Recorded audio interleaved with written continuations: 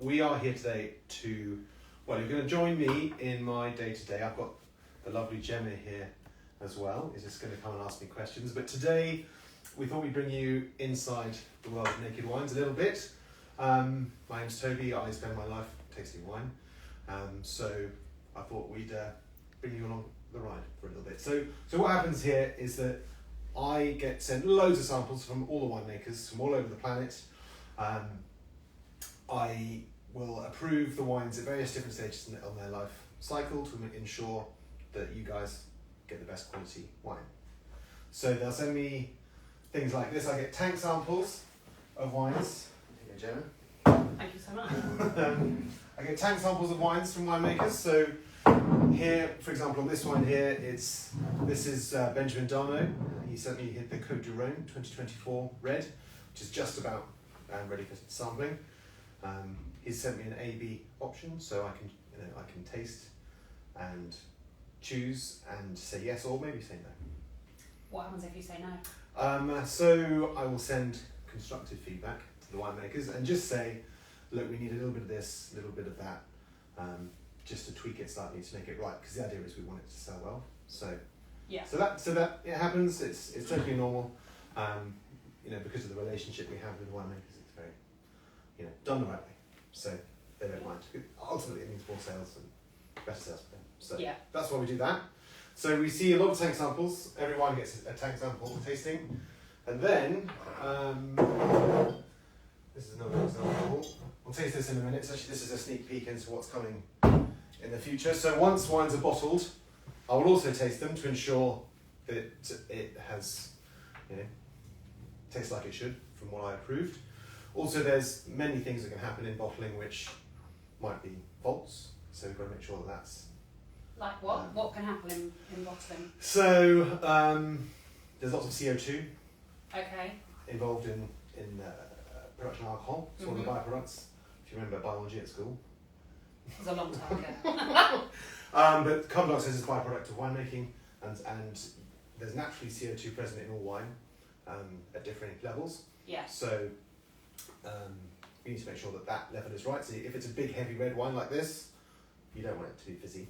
No. Which the winemaking, the bottling should take care of that, but occasionally, very occasionally, it goes wrong. Yeah. And also, like you can see on this label, actually, Gemma, if you could just take it up to the camera. Look, this is one that this is good for sampling actually, because it's the DRG Shiraz, which is going to be a free magnum from March. Just the marketeers have told me what to say here, so let's say it right. So it's a free magnum if you hit 10 years. Oh. So from March, so let's say your 10-year anniversary is March, you'll be offered this. If your 10-year anniversary is April, you'll be offered this. So for the next 12 months or however long stocks last, this is your anniversary. Just 10 years, not 11 years, 12 years, just 10 years. Just to be clear. Yeah. Because I was like, oh, yeah. I've been here 13 years. Well, I'm at an age for 13 years. Okay, so that's a post-bottling. So I will hopefully approve that, and then that can be collected from the bottler and head its way to us. And actually, this has just arrived. I get samples like this every day. This is something from Sebastian San Martin. I think that's come from Argentina for approval. And then here, this has come from our warehouse. So the final step is that we ensure that it's been delivered in good condition and that nothing's happened in transit. So we get wines that have just arrived, and I'll just give a final taste and a check to make sure it's all good. So basically every wine gets tasted at least 3 times before it goes live. I have a question. Yeah. So I can see here a lot of these are screw top. Yeah. 3 are screw top, 1 is a cork. Yeah. Can you get a corked screw top? Very rarely, but generally no. Okay. I don't think we've got enough time to go through all wine faults, but generally, No. corked is to do with a natural cork, a piece of tree bark, Yeah. where there's an impurity in that cork and it affects the wine negatively. So, in theory, under a screw cap, not that one, under a screw cap, that compound isn't present, Yeah. so you can't have a corked wine ever with a screw cap, unless the whole batch is affected. Okay. And quality of wine, Mm-hmm. because I know this is a thing. So I run the sales team, and questions that will come up from customers around cork versus screw top. Mm-hmm. Quality wise, does it make any difference? No, a screw cap's a better seal than a cork. So really, And so much easier to open. yeah, definitely. And transport. Yeah. If you've only had a little bit, you're in, you're out for a picnic or something. Completely. But no, in terms of the technology, a screw cap is a better, more efficient seal than a cork. It doesn't let any air get in. Yeah. It will preserve the length of the wine. Like some wines in Australia where they first played with this, Penfolds, which is a very famous winery, they've been putting one under screw cap since the 80s to see how it's evolved versus cork, some of their very famous wines. And actually the screw caps are evolving better. Good to know. In some instances. Right, I'm going to get some glasses. Just I'm going to got millions of glasses and things like this in here. Here we go. Gemma? Definitely need one of those this time. Yeah.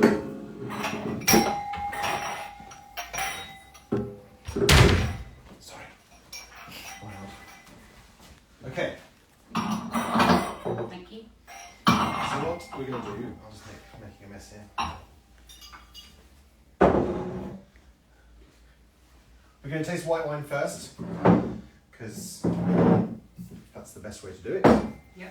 Otherwise, Presumably, goodness me, that's hard to say, because red wine, sort of, the taste lingers in your mouth longer, or? Yeah, and red wine has things like tannins and heavier flavours, which if you have red wine first, and then Overpowers. it'll overpower the delicate nature of the white. Yeah. Okay. Gemma, are you happy to open the wine on camera? Test your skills. Oh no. I hope no one that I know is watching. Don't watch me, watch Toby. Okay, so the eagle-eyed amongst you might have spotted these labels. This is a much loved range of wines that were discontinued a few years ago because it's from Katie Jones. I'll bring it up to the camera. What's that from? So this is the Me Monsieur Jones range of wines. There's a red, a white and a rosé. We discontinued this when Jean-Marc passed away, Katie's late husband. Katie didn't want to continue the brand for obvious reasons. Now, however, she's in a better place with it and has decided that she, and actually loads of the angels, miss this range. We get comments weekly about wanting this range back. You're laughing at me, I'll pick this one up. So here we are. So we're going to have our first look at it today. And we're just going to see what Katie is suggesting here for some blends of these three wines. Ooh, camera moving. So are these all different wines, sorry? So yes, so as we touched on before, lots of winemakers will send me options. Yeah. Just to make sure that, because with wine, even though let's say it's all the same grape, let's say it's not this, but let's say you've got a Sauvignon Blanc. Yeah. And this plot of Sauvignon Blanc will be slightly cooler place, cooler area. Yeah. So it'll give you cooler flavours, grassiness coming out, let's say. Greener flavours, and then that plot of Sauvignon gets more sun, so you get more tropical. Yes. So you need to blend it accordingly and according to the market as well.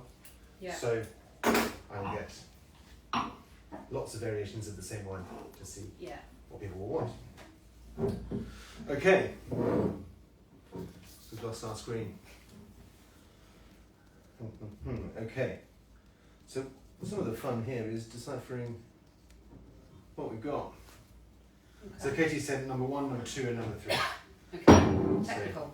So, This is number 1? The glass, So we might as well have all of them together because then you can really see. Oh, okay. So I'm putting number 1 in number 1 glass. One in the left-hand glass. Oh, Toby. That would have been good. So, number 1. Okay. Number 1. Number 2. 2. Number 3. Just a small pour, not like Jenna's large pours necessary. I've been very... They're the same. Okay. Sure. Very different. Cool, that's a different colour. Yeah, so you'll get different colours, that's the different blending that's going on with them. You can see the sample on Gemma's left is slightly turbid as well, slightly cloudy. It is. That's nice. So that's unfiltered. So again, when tasting, one must get past this, but it's unfiltered. Yeah. Like Capella apple juice. White wine looks like Capella apple juice Yep. in a tank, but we filter it for aesthetic reasons. Okay. Okay. So when you taste Gemma, what do you do? Oh no, don't do that. I taught you all this. Come on. Yeah, but that doesn't mean anything. You What's the word? oh don't! I don't know. I can't remember. Swirl. We can go. Swirl. Well, that's what I'm doing. Yeah. So why would you swirl it? To release the flavours. Get the air through it. Get the air through it. Okay. Release the flavours. Yeah, Yeah, right. yeah. Okay. And then what do you do next? I would smell it personally. Yeah. Okay. Ooh.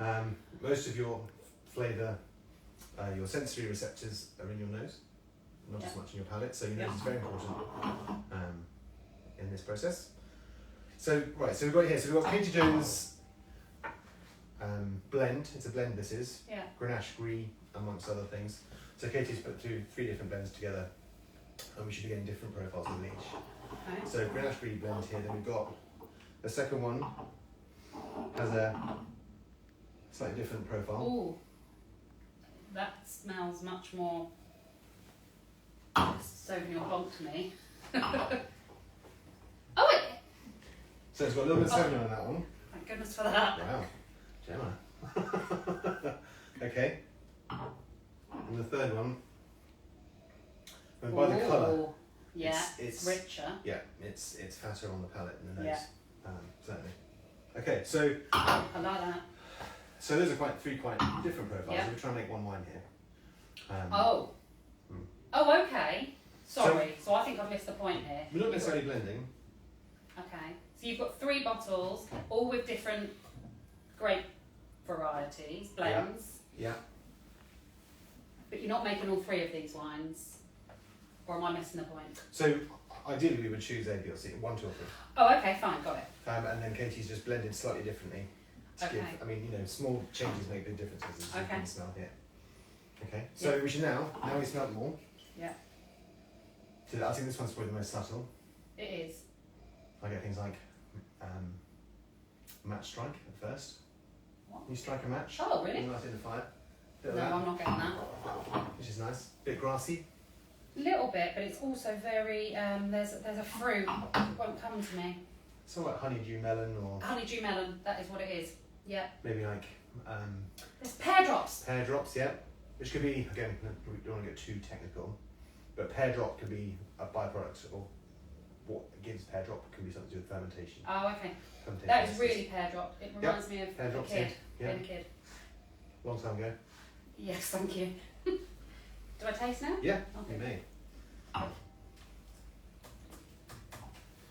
So then for everyone watching, I have a very massive spreadsheet where I will log all of these notes, send winemakers feedback, because they need the feedback on the wine, obviously. And Taste the pear so- drops as well. Yeah. It's a little don't know what that means. So they're tank samples, Yeah. so they're not finished. So Okay. they will have some edges. Yeah. It'll be a square rather than a circle. If Okay. that makes sense. Yeah. It's very green. It is very green. So on the right notes. So what have we said so far about the nose? Pear drops. Match strike, pear. I said grassy. I like. Oh, honeydew melon. Oh yeah. Definitely tastes of pear drops.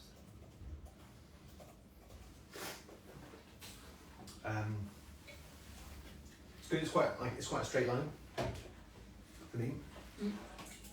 Got a slight fizz to it. Yeah. Again, that's fine. Okay. Like if it's a tank sample, Yeah. it'll have some CO2.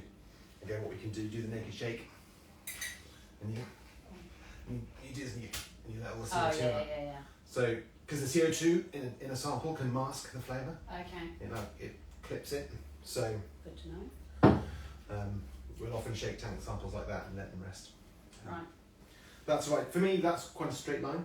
It's quite fresh and crisp. It is definitely fresh. I'm not used to Like- trying things before they're They're ready. finished, yeah. So So that's part of what, that's part of what my training is to Yeah. sort of see what this will be. see past it. Yeah. Yeah. And I mean, it's very nice. I mean, what's the mark of quality in a wine? The finish. Yeah. I'm still tasting it. Yeah. Oh yeah, no, definitely. I'm still tasting it.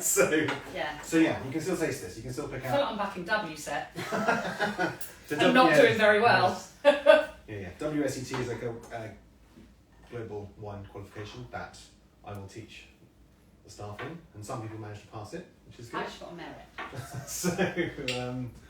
So yes, so good. So yeah, quality.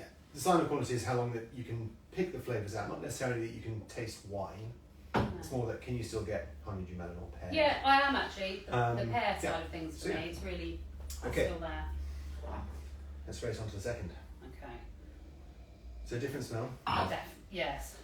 I tell you what, this smells a little bit more like. Well, it definitely smells like Sauvignon, but it smells like.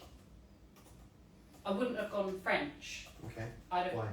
Because it's got more tropical flavour smells to it. You're having a good day, Gemma. So there's Sauvignon in here, and actually there's also a little bit of Muscat.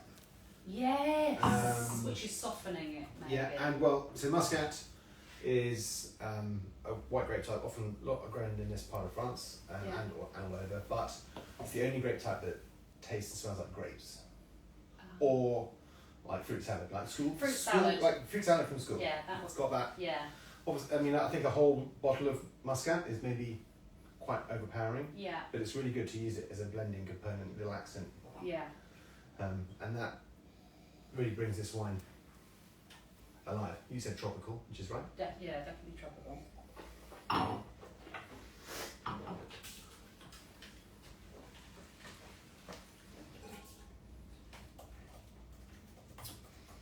Tastes tropical as well. Mm-hmm. I think the Sauvignon. Is it got? I can taste citrus as well, maybe. Yeah. Yeah. So Sauvignon can bring things like grapefruit, pink grapefruit. Yeah, pink grapefruit. Yeah.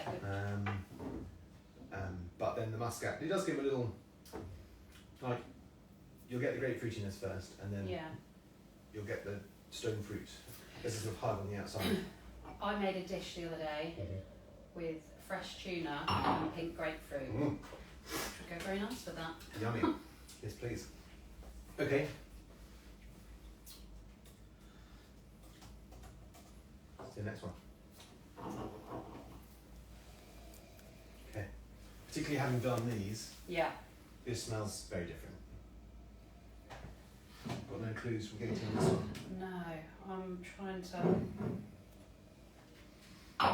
So you look at it and you think either Viognier or Chardonnay. For me, that's what I would look at it and think. Yeah. So I've just clocked on here, my mistake. This is 2024 vintage. These are 2023 Yeah. in here. These are 2024s. Oh, okay. So the age is the sort of Hence the colour. the colour, certainly. Good. Surprising me. Is the colour and the profile too. So it's sort of gone from being really linear to sort of softening out, rounding out a little. Yeah.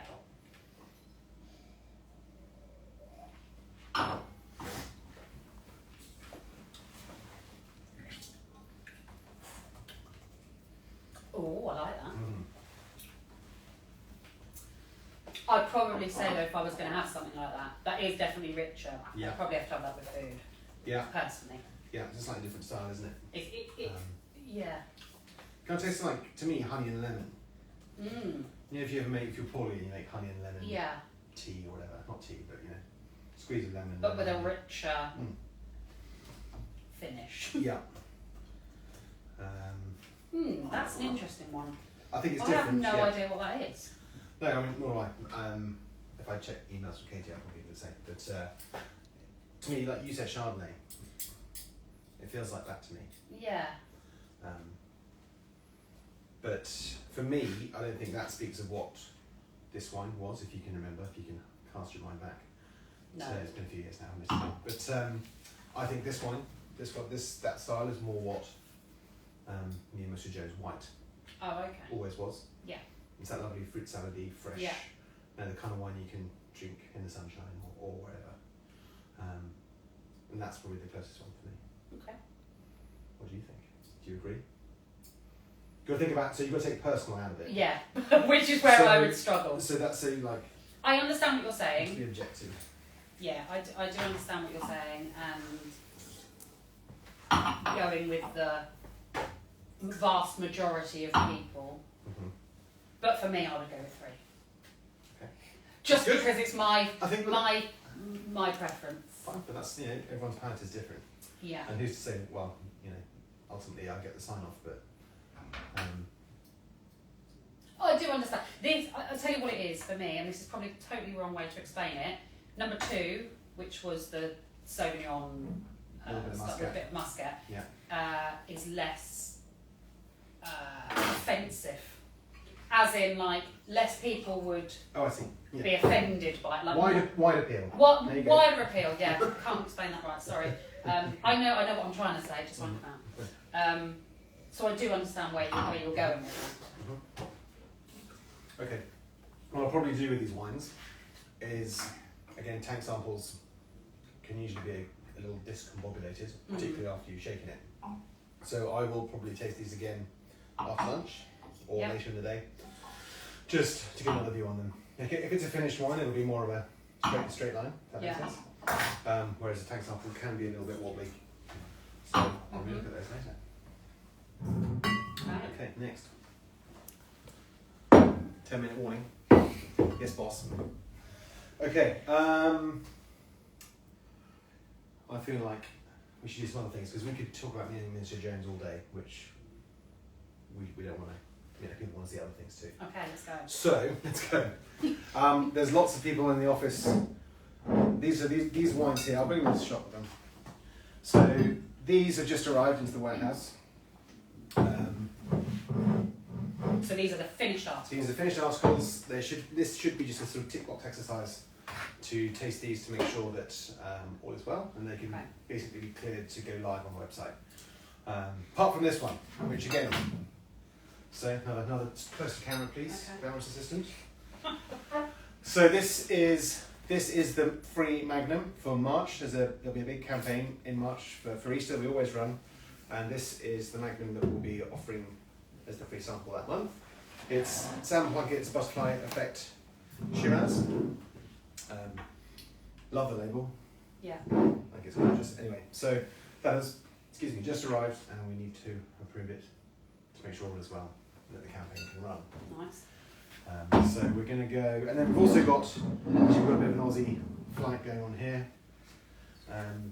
We've got Juicy Assemblage, which I know a load of people are waiting for their Never Miss Out case. So Never Miss Out is when, if you particularly like a wine and the new vintage arrives, as soon as I approve it, you get a 6-pack sent to you before general sale.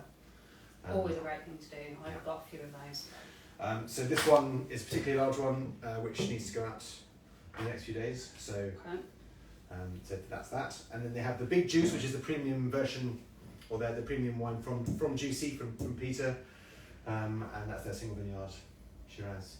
They're very big wines, so probably good to finish on these, to be honest. Yeah, I think I'll let you pour that one. Okay. So bear in mind, this has just come from Yodel, so it's a little chilly. Yeah. That's right. Yeah. Oh, it is. Ooh. Oh. It's alright, my poor old computer's taking A battery? Yeah. And a broken one. Okay, so Sam has a style I always look for. Yeah. It's sort of his signature in making wine. It's a lovely perfume. So Aussie, it's very common for Aussie to have Aussie wines to have a sort of eucalypt. You can smell that. Yeah. You get lots of eucalypt.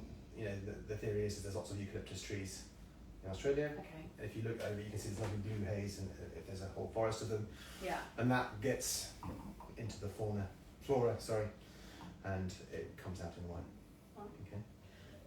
Okay. So it's Shiraz, so what you should get with Shiraz is, particularly from Australia, I said about the eucalypt, you want blackberries, you want a bit of spice, a bit of black pepper maybe. Yeah.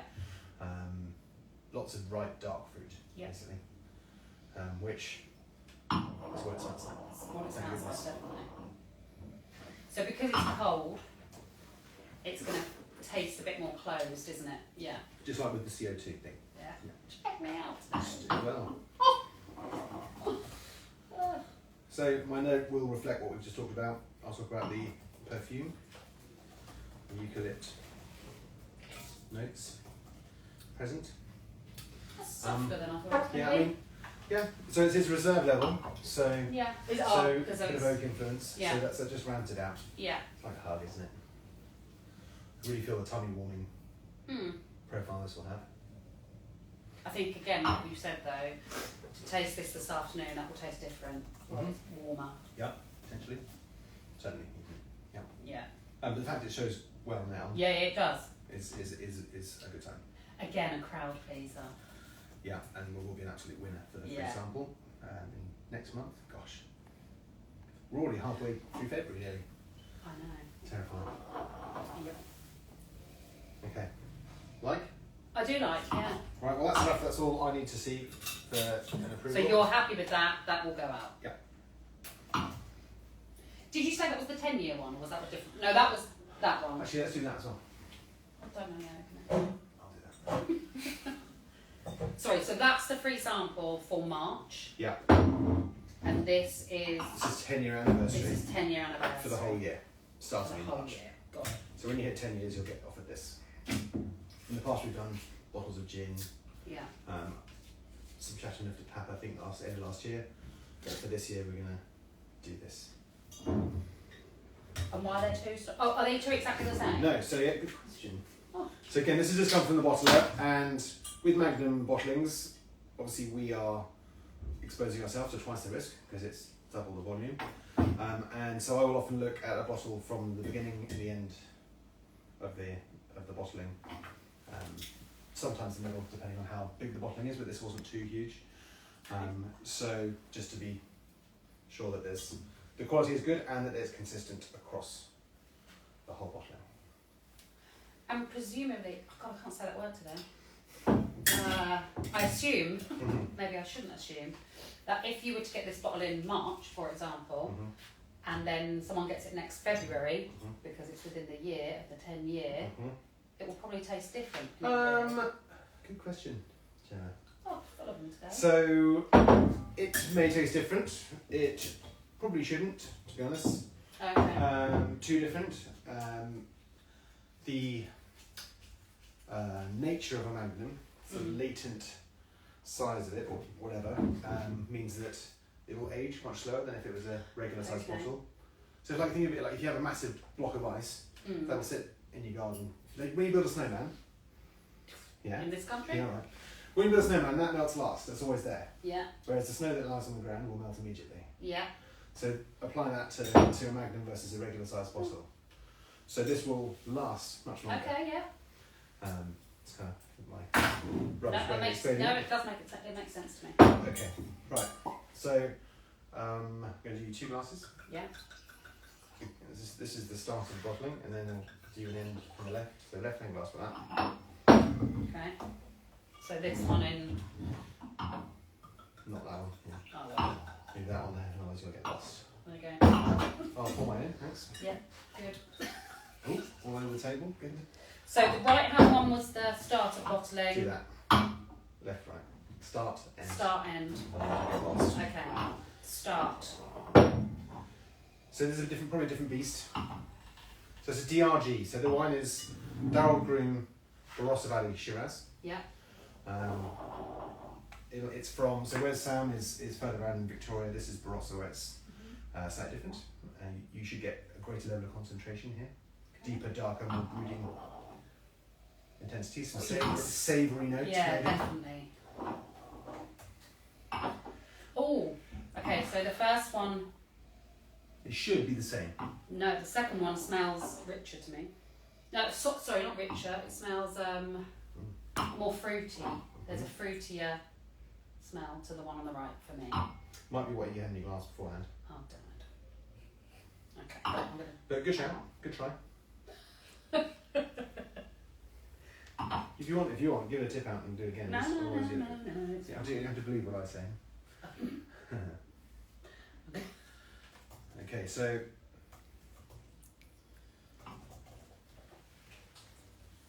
this is so being Barossa, like I said, bigger, heavier, wettier. All of that going on, whatever that is. What's that? Come on. Tannins. Tannins. So yes, tannin can manifest itself as a sort of slightly drying notes that you get on your. Sorry, we're just laughing. Dominique trapped her hair in the door, everyone, from behind us. Good. Anyway. I was doing really well there. I wasn't going to say anything. But yeah, so this is a different beast to that.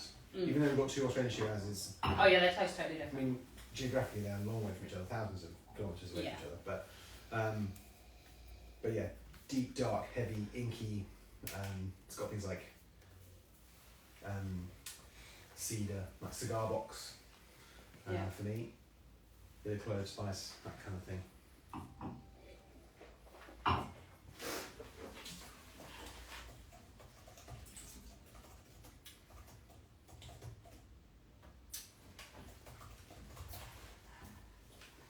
That's powerful. Yeah. 11:44 in the morning. Yeah. So yeah, this to me, you couldn't just sit down on your sofa and watch. X Factor. I definitely couldn't. And have this. This is more occasion. Steak. Yeah, something like that. Some big hearty food. Yeah. Even like it's got a bit of a smoky char to it, which would be you could grill something grilled. I'm obsessed with food. Sorry. I had I made a braised beef chili on Friday. Ooh. That would have gone very nice with that. I got a beef short rib for my lunch the other day. So we don't drink it, but yeah. Okay. Oh yeah. So yeah, so lots it's big of and heavy, like gets the juices flowing. So that's the high acidity, which Yeah. gives you the balance, which makes you salivate. Yeah. So all good. I mean that's fantastic. That's a big, heavy, weighty wine. Yeah, that's So I think outside of being the 10-year free sample, I think you will be able to purchase this on the site as well. So for a March. that is a lot of wine.